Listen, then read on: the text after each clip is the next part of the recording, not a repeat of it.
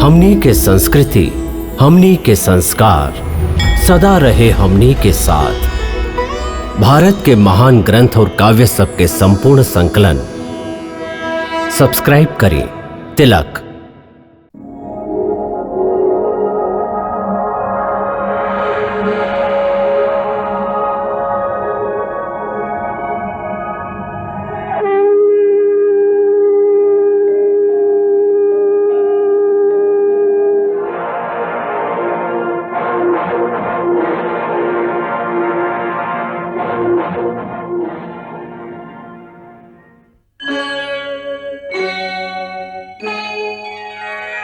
कृष्णा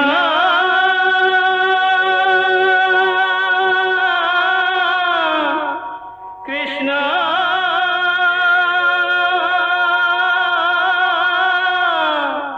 हरे कृष्णा हरे हरे।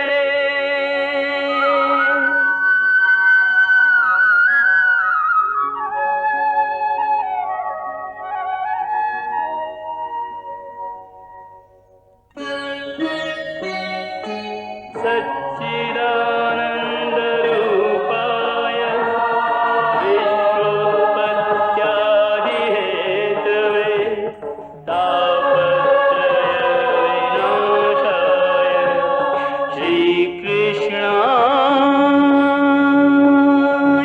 वयं नमः।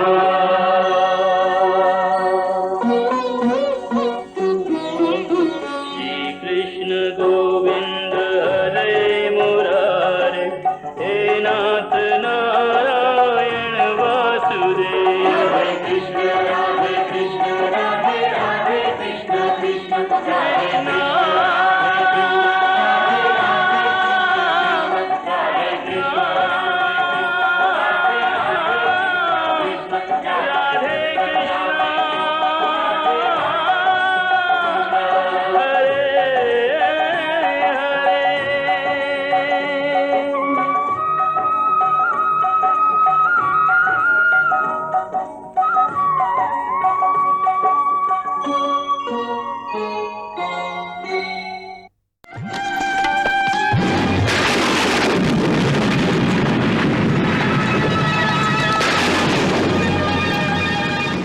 सारथी, रथ रोका।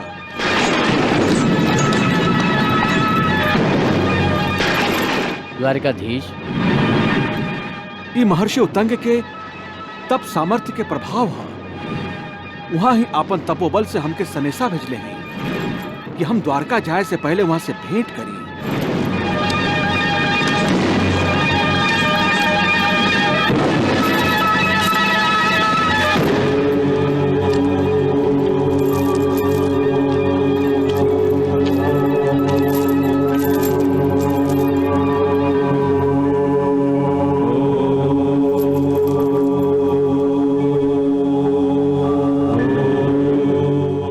हे महर्षि, हे महातपस्वी, हे भार्गव उतंग, देव की पुत्र कृष्ण आपके प्रणाम करत था।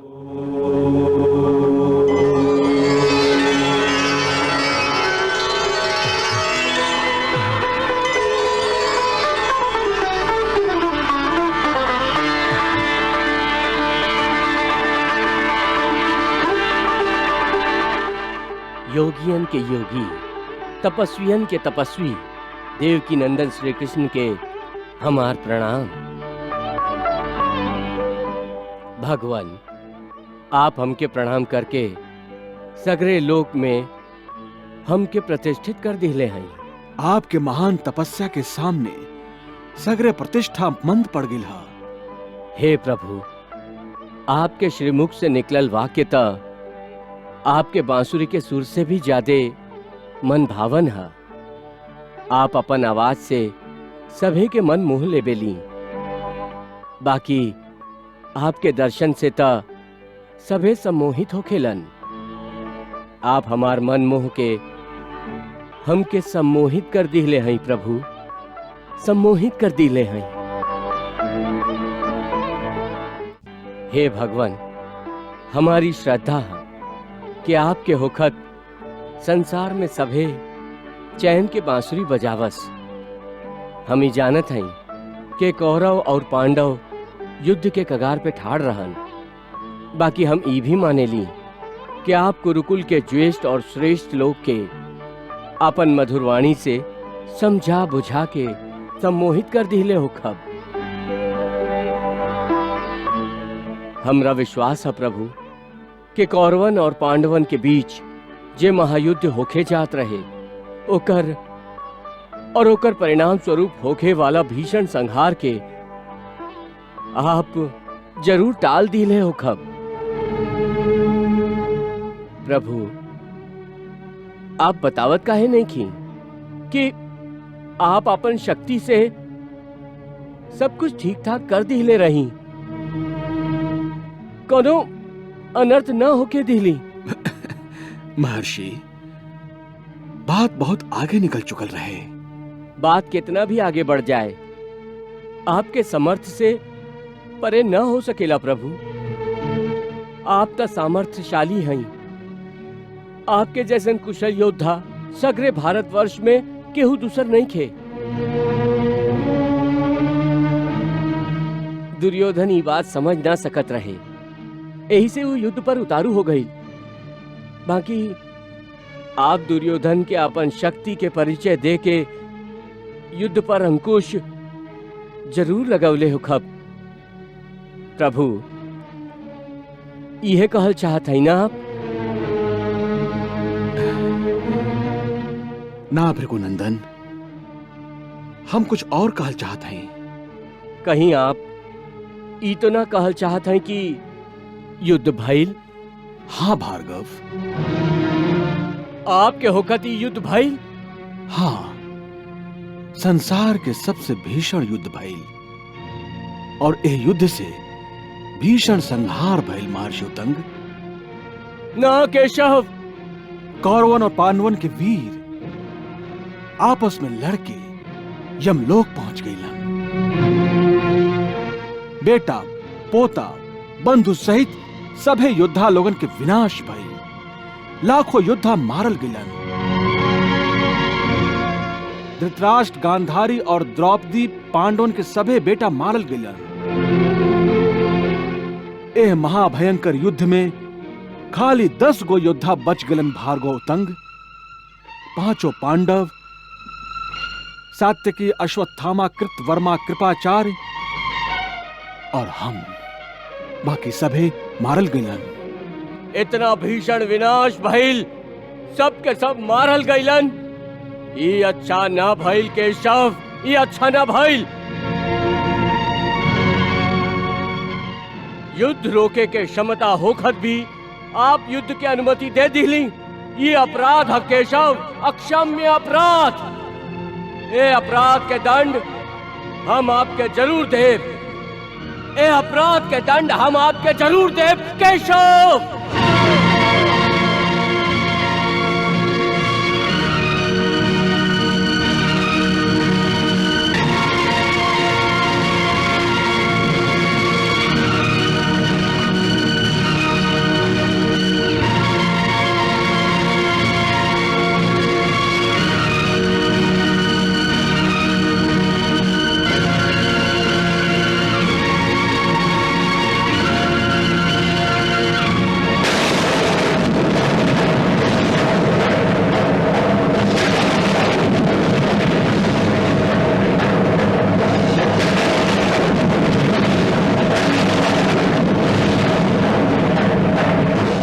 केशव, हम आपके श्राप देत हई।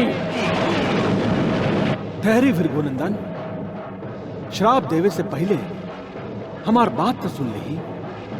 हम ए युद्ध के रोके के बहुत प्रयास कैली, बाकी केहू के प्रारब्ध में हस्तक्षेप करके ओकरा के बदले के कोशिश न कैली। काहे कि ऐसन कई विधि के विधान के बदलल हुई, जे सृष्टि के विधाता के विरोध हुई। ऐसे युद्ध में भाग लेवे वाला आपन मृत्यु के अनुसार अपना अंत के प्राप्त कैलन। ये सब आप हमार श्राप से डेरा के कह रहा है केशव। हम आपके बात में आवे वाला नहीं थी। हम आपके जरूर श्राप देव के शव। ना ऋषि श्रेष्ठ, ये स्वयं आपके खातिर उचित नहीं खे। आप तपस्वी हैं, तेजस्वी हैं। हे द्विश्रेष्ठ, आप ब्रह्मचर्य व्रत के कठोर पालन कैले हैं। आप अपन सेवा से गुरुजन लोक के संतुष्ट कैले हैं। आप अपन तपस्या से महान तपोबल अर्जित कैले हैं। श्राप देवे से आपके सगरे आध्यात्मिक उपलब्धि नष्ट हो जाए। हम नहीं चाहत कि श्राप के कारण आपके तपोबल शून्य हो जाए। हमार तपोबल शून्य ना होई कृष्ण। हम केहू के कल्याण नहीं की कैले और ना हम केहू के अकल्याण के बारे में सोचले हई। हम अपन तपोबल खाली मृत्यु लोक के भलाई खातिर अर्जित कैले हई। यदि हमार तपोबल से मनुष्य के कल्याण ना हो रहा तो हो जाएगा हमार तपोबल शून्य। हे महर्षि, आपके जैसन महाज्ञानी ज्ञान और अहंकार के सीमा पर ठार होके अध्यात्म तत्व के भुला रहा हा। अध्यात्म तत्व हमके बहकावे और बहलावे के कोशिश मत करा केशव। हे भार्गव, हम तो खाली आपके समझावे की कोशिश कर रहा है। हे भृगुकुल के आनंद प्रदान करे वाला महर्षि, आप हमार सत्य स्वरूप के जानी। हम श्राप ताप काल से परे हैं। हम केहू के भी श्राप के प्रभाव में ना आ सकेंगे। कौनो भी श्राप हमके ना लगेला। बाकी हम तपस्वियन के तपोबल के आदर करेंगे। पति परायण स्त्रियन के पतिव्रत धर्म के सम्मान करेंगे। सत्यवादी व्यक्ति लोग के सत्यनिष्ठा के सत्कार करेंगे और धर्मात्मा लोग के धर्म निष्ठा पर गौरव करेंगे। ऐसे इनकर वचन के हम ही सत्य के रूप देले। मतलब इनकर श्राप हमरे कारण साच होखेला। काहे कि अधर्म में लागल सभे मनुष्य के दंड देवे वाला और अपन मर्यादा से कबो च्युत ना होखे वाला ईश्वर हम ही हैं। हम ही विष्णु, हम ही ब्रह्मा और हम ही इंद्र हैं। सगरे भूत तत्व के उत्पत्ति और प्रलय के कारण भी हम ही हैं। सगरे प्राणी समुदाय के सृष्टि और संहार भी हमरे द्वारा होखेला। सगरे भूत तत्व हमरे में ही स्थित है और सगरे भूत तत्व में हम ही स्थित हैं। ज्ञानी जेकरा के सत्य असत्य, व्यक्त अव्यक्त और क्षर अक्षर कहेला, वो सब हमरे ही स्वरूप है। जब भी युग के परिवर्तन होखेला तब प्रजा के भलाई खातिर हम धर्म के रक्षा और स्थापना करे खातिर तीनों लोक में अलग अलग श्रेणी में अवतार लेके धर्म के मर्यादा के स्थापना करेंगे। हे महात्मन, यदि ये युद्ध ना होइत तब पृथ्वी पर पाप के बोझ बहुत बढ़ जाए। धर्मात्मा लोगन के संगे संगे धर्म भी कारागार में बंदी हो जाए। अधर्म और अधर्मियन से सगरे पृथ्वी व्याप्त हो जाए। यज्ञ तप पुण्य नष्ट हो जाए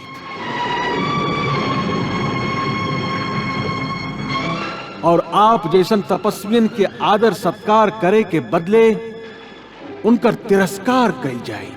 हे भार्गव तंग, यदि ऐसा ना हो तो हमार अवतरित होके के उद्देश्य नष्ट हो जाए। हम धर्म के स्थापना खातिर और अधर्मियन के नाश करे खातिर ही अवतार धारण कैले हैं। यह बात हम युद्ध होके से पहले अर्जुन के भी बतौले रही। यदा यदा हि धर्मस्य ग्लानिर्भवति भारत अभ्युत्थानं धर्मस्य तदात्मानं सृजाम्यहम्।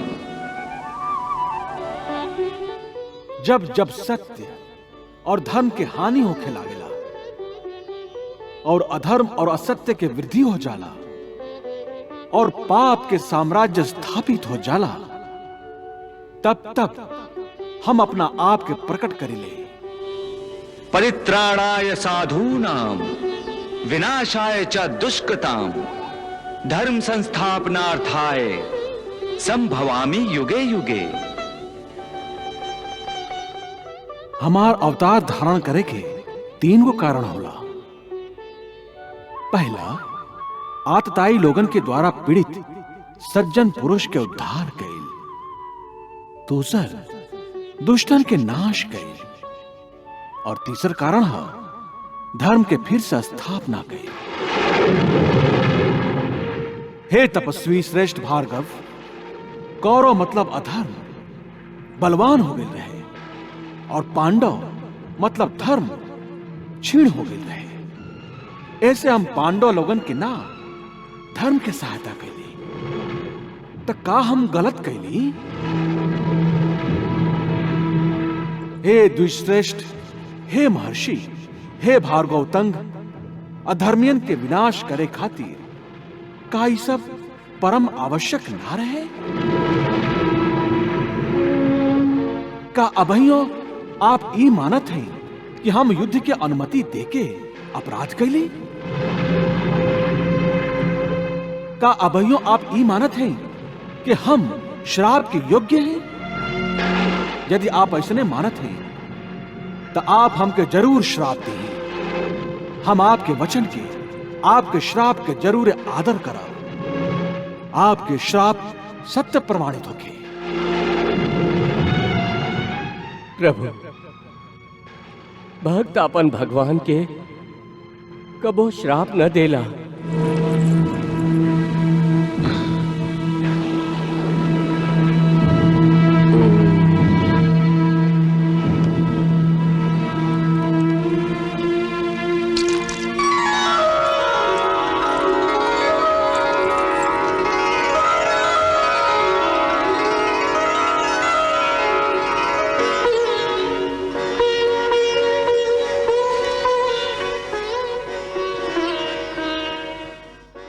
प्रभु,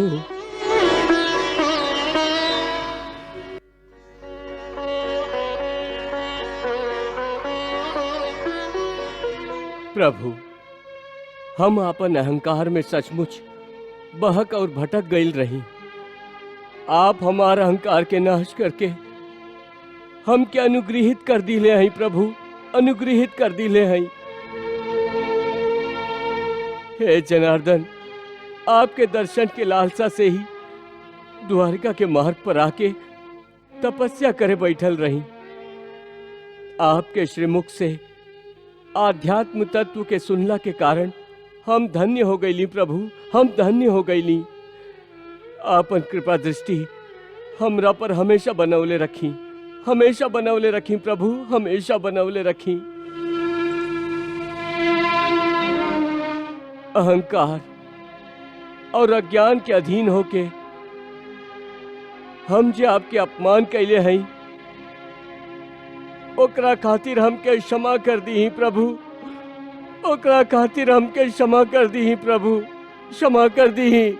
ना मुनिवर, आप कौनो अपराध नहीं कैले, बल्कि आप एगो अनोखा उदाहरण संसार के सामने रख ले हैं कि ईश्वरीय शक्ति के भी आपन कर्म के लेखा जोखा तपस्वियन ज्ञानी लोगन के सामने प्रस्तुत करे के पड़ेला।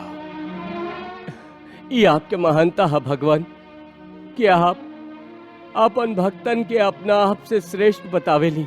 नाता भक्तन में इतना क्षमता कहवा है कि आपसे बराबरी करे के कल्पना भी करे।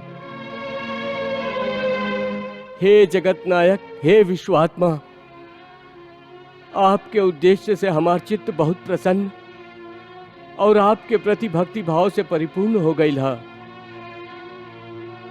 हे विष्णु, हे सहस्त्र बाहु, हे सर्वव्यापी परमात्मा, आपके साक्षात दर्शन के बाद आपके विश्व रूप जे आप अर्जुन के दिखौले रही प्रभु, उहे रूप के देखे के इच्छा मन में जाग गई है। आप हमके अनुग्रहित करी। यदि आप हमके अनुग्रहित करब तो हमार तपस्या सफल हो जाई प्रभु, हमार तपस्या सफल हो जाई प्रभु। आपके तपस्या जरूर सफल हुई ऋषि श्रेष्ठ। अर्जुन हमार जौन विश्व रूप के युद्ध से पहले देखले रहन, उस सनातन वैष्णव स्वरूप के हम आपके दर्शन करावत हैं।